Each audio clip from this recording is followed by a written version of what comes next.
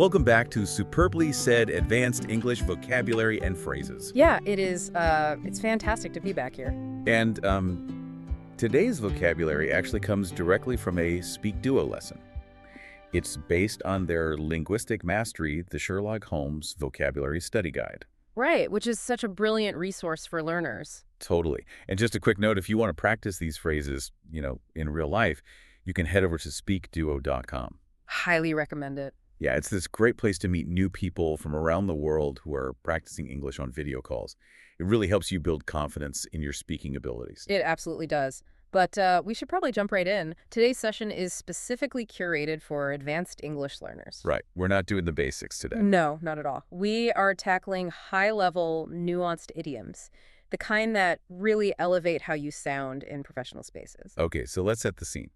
Imagine you're at work, you're staring at your screen, and you are trying to solve this seemingly impossible problem. Oh, yeah. We have all been there. Right. And the solution is just, it's successfully escaping you. It's remaining out of reach.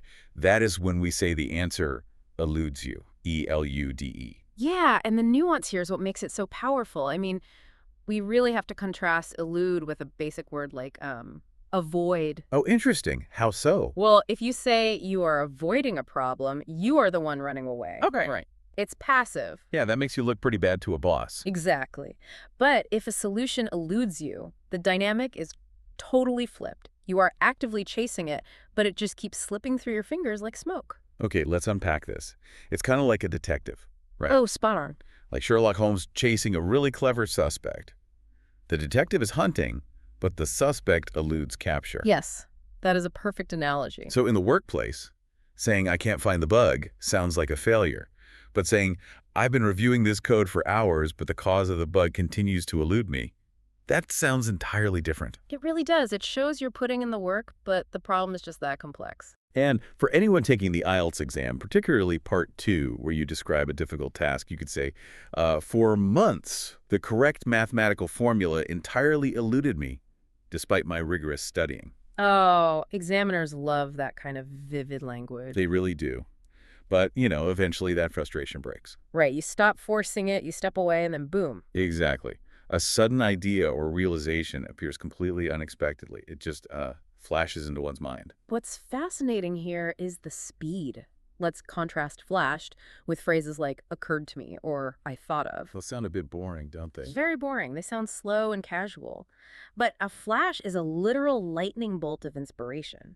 It usually happens when you aren't even trying to think about the problem. Yeah, like when you're making coffee or taking a walk. So if you're talking to your boss, you could say, I was taking my lunch break when a brilliant strategy for the marketing campaign just flashed into my mind. Right. It frames your idea as this stroke of pure genius. Totally. But that lightning bolt feeling doesn't last forever, does it? Sadly, no. The intense rush always fades. Which brings us to our next phrase. Things eventually wear off. Wear off, meaning a feeling or effect gradually fading away. Exactly.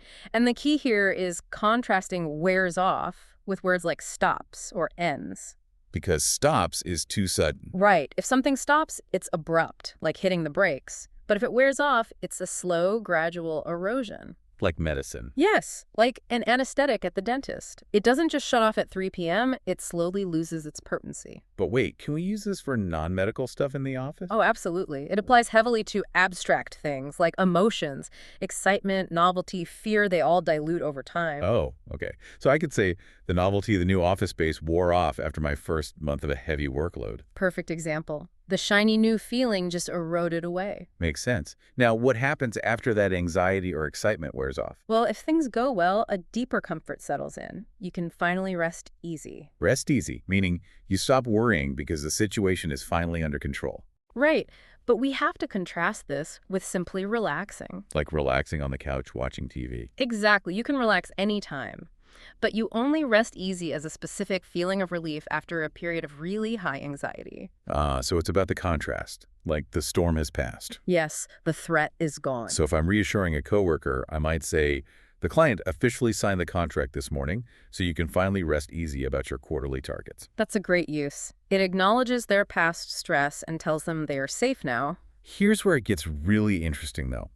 What happens when you start racking up all these successes. You change how people see you. Exactly. You become a force to reckon with, meaning someone very capable, powerful, or determined who must be taken seriously. This is such a great phrase. Contrast it with being a good employee or a top performer. Those sound nice, but kind of weak. Right. A force to reckon with implies an intimidating, undeniable level of momentum. Competitors literally have to change their strategies because of you. Wow.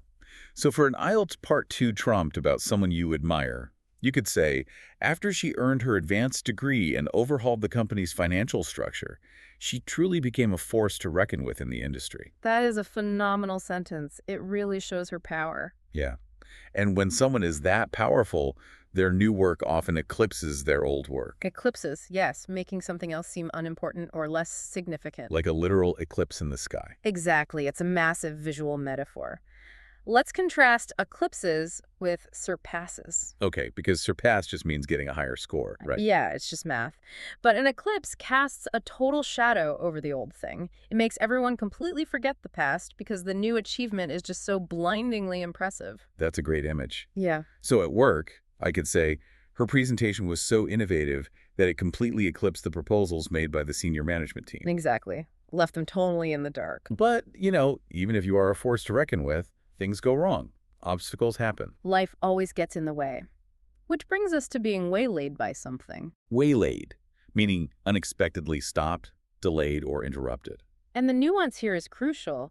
Contrast waylaid with simply being delayed. Because being delayed is just traffic was slow, right? It's passive. Exactly. But being waylaid historically meant robbers literally jumping out of the bushes to attack travelers. Oh, wow. So it's like an ambush. Yes. So even in an office setting, it feels like an ambush. Something jumped out and derailed your progress. So what does this all mean for our listeners? Well, it helps you sound highly professional when explaining why you're late. Right. Instead of just saying, I got busy. Yeah. You say, I intended to finish the report by 3 p.m., but I was waylaid by an urgent crisis with the European server. Perfect. It completely shifts the blame to the circumstances. You were ambushed. All right, so we've covered a lot of ground. Now it's time for the Advanced Learner's Knowledge Quiz to test your mastery of today's SpeakDuo vocabulary. I love this part. Let's see how much everyone absorbed. I will give you options A, B, and C. Feel free to pause the podcast here if you need to think about the answer. Or just shout it out if you know it. Okay, question 1. Although the revolutionary pain medication was initially incredibly effective, the relief eventually wore off, meaning it be here. Option A gradually faded away completely and eventually stopped providing the highly necessary physical medical benefits.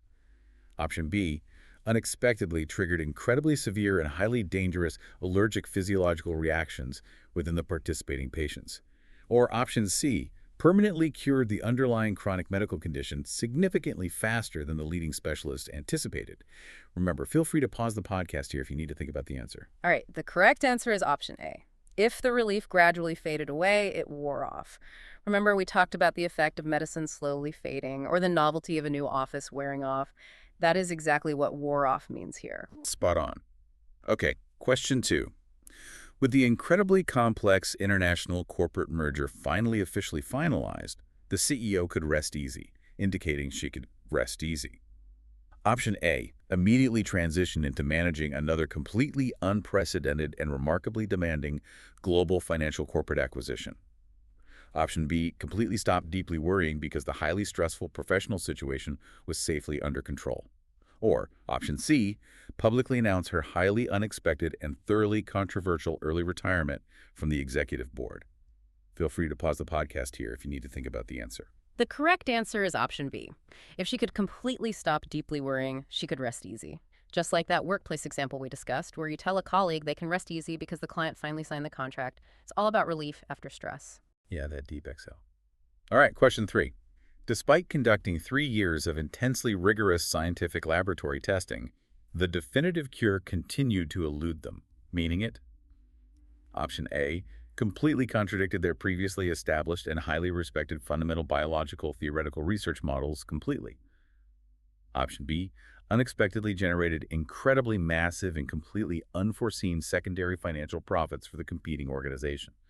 Or option C successfully remained completely out of reach and constantly avoided their incredibly determined scientific grasp. Feel free to pause the podcast here if you need to think about the answer. And the answer is option C. If the cure successfully remained completely out of reach, it continued to elude them. Just like the developer chasing the software bug that continues to elude them, it's that active chase where the answer just slips through your fingers. Like smoke. Okay, question 4. Following her remarkably brilliant defensive performance during the trial, the young attorney became a force to reckon with, meaning she became option A, an incredibly capable, highly powerful, and deeply determined individual who must be taken seriously. Option B, a completely unmanageable, highly erratic, and incredibly destructive presence within the prestigious legal establishment. Or option C, a remarkably controversial, heavily criticized, and widely unpopular figure among her senior corporate peers. Feel free to pause the podcast here if you need to think about the answer. It is option A. She became an incredibly capable and powerful individual, a force to reckon with. Think back to that IELTS prompt we mentioned. Overhauling the financial structure made her an absolute force to reckon with in her industry. Undeniable momentum. Love that one. Question 5. The company's remarkably innovative and completely unprecedented new software release completely eclipsed their previous achievements, meaning it schedules. Option A tragically caused incredibly massive and highly damaging global technical failures across their established network. Option B successfully made everything they did before seem significantly less important or remarkably less impressive. Or option C unexpectedly utilized completely outdated and highly inefficient programming methodologies from the previous technological generation. Feel free to pause the podcast here if you need to think about the answer. The answer is option B. It made everything before seem significantly less impressive. It completely eclipsed their previous achievements. Remember the visual metaphor of the shadow? Her innovative presentation eclipsed the senior management's proposals, leaving them in the dark. Exactly. Okay, almost done. Question 6. While urgently traveling toward the highly anticipated international summit, the ambassador was waylaid by a severe storm, meaning he was relaying. Option A, completely protected from the remarkably dangerous environmental conditions by highly specialized government security personnel. Option B, unexpectedly inspired to completely rewrite his highly important diplomatic speech regarding global climate initiatives. Or option C, entirely unexpectedly stopped, severely delayed, or significantly interrupted by the highly dangerous weather event. Feel free to pause the podcast here if you need to think about the answer. The correct answer is option C. Being unexpectedly stopped or significantly interrupted means he was waylaid by a severe storm. Remember, this has that feeling of an ambush, just like being waylaid by an urgent crisis with a European server at work. A linguistic shield, for sure. All right, final question, question 7. While intensely reviewing the completely chaotic financial documents, a brilliant solution suddenly flashed into her mind, meaning it, option A, appeared completely unexpectedly as a remarkably sudden idea or highly profound immediate cognitive realization. Option B required incredibly prolonged and tedious hours of deliberate step-by-step logical deduction. Or option C was thoroughly explained to her by a passing colleague who had already solved the exact same mathematical issue. Feel free to pause the podcast here if you need to think about the answer. And the final answer is option A. If it appeared completely unexpectedly, it flashed into her mind. It's that sudden lightning bolt, exactly like taking your lunch break and having a brilliant strategy just flash into your mind. And that wraps up the quiz. Great job if you played along. Yeah, well done. And this whole discussion raises an important question. What's that? Well, we've talked about how these specific idioms paint vivid pictures, right? Like shadows eclipsing things or ideas flashing like lightning.